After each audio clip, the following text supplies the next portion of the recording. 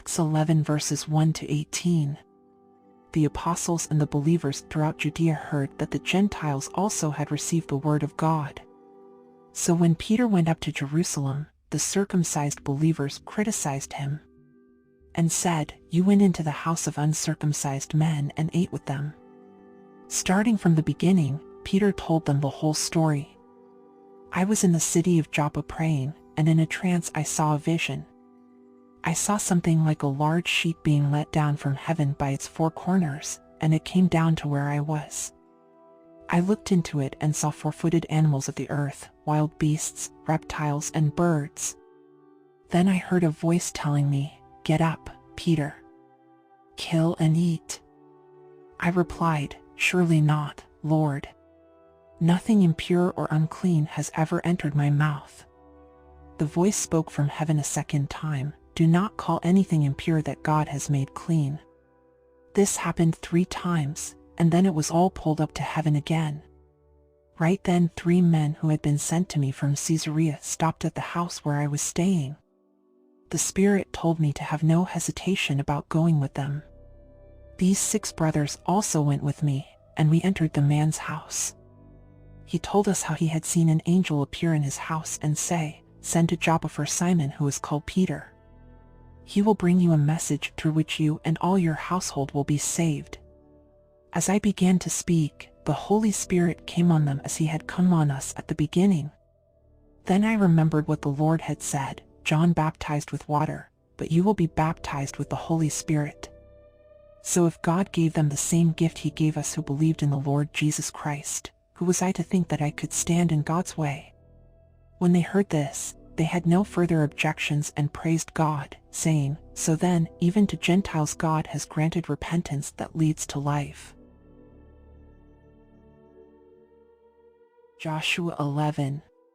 When Jabin king of Hazor heard of this, he sent word to Jobab king of Madon, to the kings of Shinron and Akshaph, and to the northern kings who were in the mountains, in the Arabah south of Kinnereth, in the western foothills, and in Naphot Dor on the west, to the Canaanites in the east and west, to the Amorites, Hittites, Perizzites, and Jebusites in the hill country, and to the Hivites below Hermon in the region of Mizpah.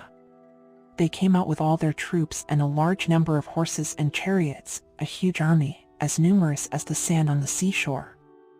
All these kings joined forces and made camp together at the waters of Merom to fight against Israel.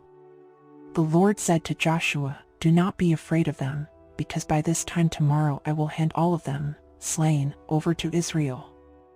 You are to hamstring their horses and burn their chariots."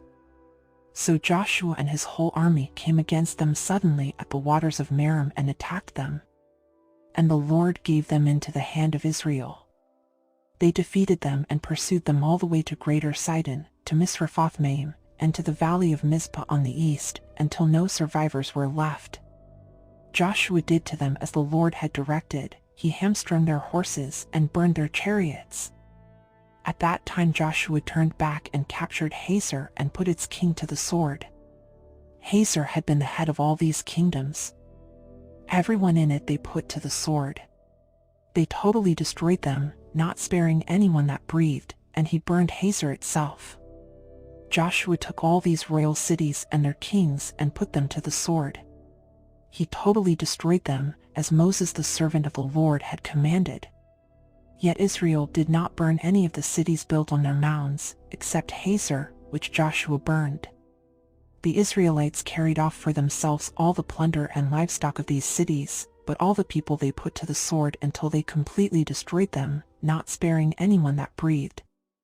As the Lord commanded his servant Moses, so Moses commanded Joshua, and Joshua did it. He left nothing undone of all that the Lord commanded Moses.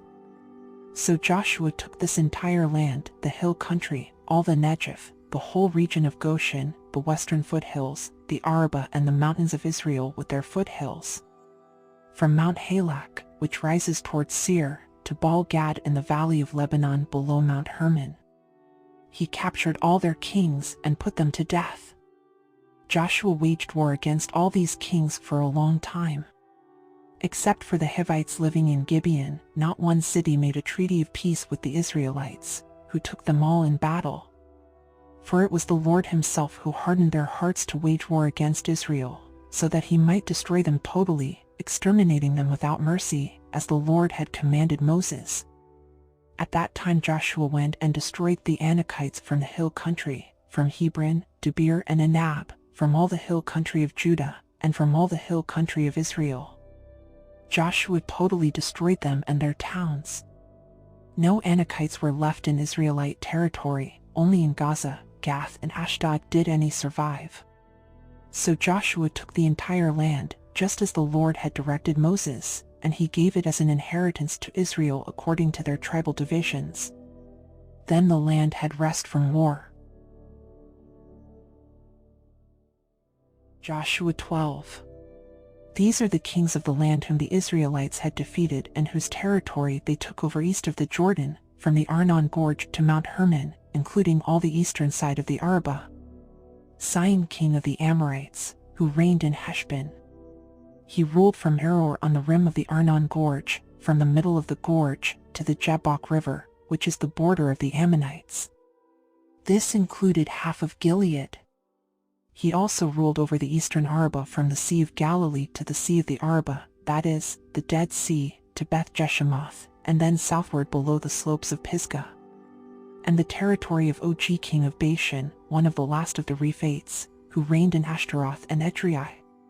He ruled over Mount Hermon, Salika, all of Bashan to the border of the people of Geshur and Makkah, and half of Gilead to the border of Sihon king of Heshbon.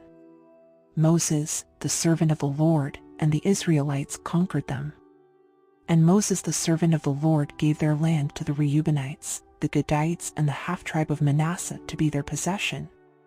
Here is a list of the kings of the land that Joshua and the Israelites conquered on the west side of the Jordan, from Baal-Gad in the valley of Lebanon to Mount Halak, which rises towards Seir.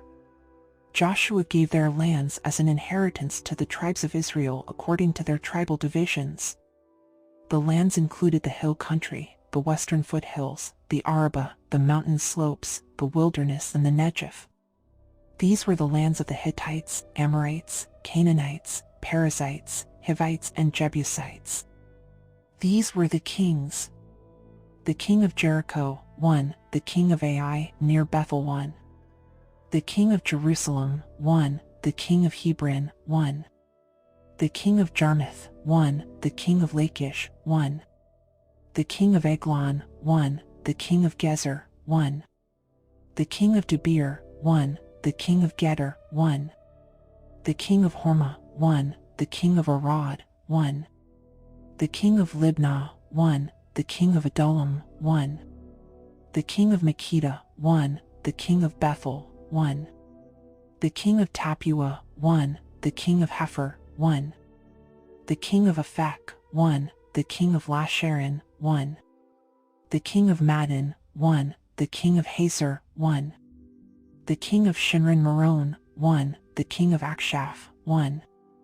The king of Tanakh, 1, the king of Megiddo, 1. The king of Kadesh, 1, the king of Jokneam in Carmel, 1. The king of Dor, in Naphot Dor, 1, the king of Goyim in Gilgal, 1. The king of Tirzah, 1, 31 kings in all. Job 26. Then Job replied, "How you have helped the powerless! How you have saved the arm that is feeble! What advice you have offered to one without wisdom! And what great insight you have displayed! Who has helped you utter these words? And whose spirit spoke from your mouth? The dead are in deep anguish, those beneath the waters and all that live in them. The realm of the dead is naked before God, destruction lies uncovered. He spreads out the northern skies over empty space, he suspends the earth over nothing. He wraps up the waters in his clouds, yet the clouds do not burst under their weight. He covers the face of the full moon, spreading his clouds over it. He marks out the horizon on the face of the waters for a boundary between light and darkness. The pillars of the heavens quake, aghast at his rebuke. By his power he churned up the sea, by his wisdom he cut Rahab to pieces. By his breath the skies became fair, his hand pierced the gliding serpent. And these are but the outer fringe of his works, how faint the whisper we hear of him. Who then can understand the thunder of his power?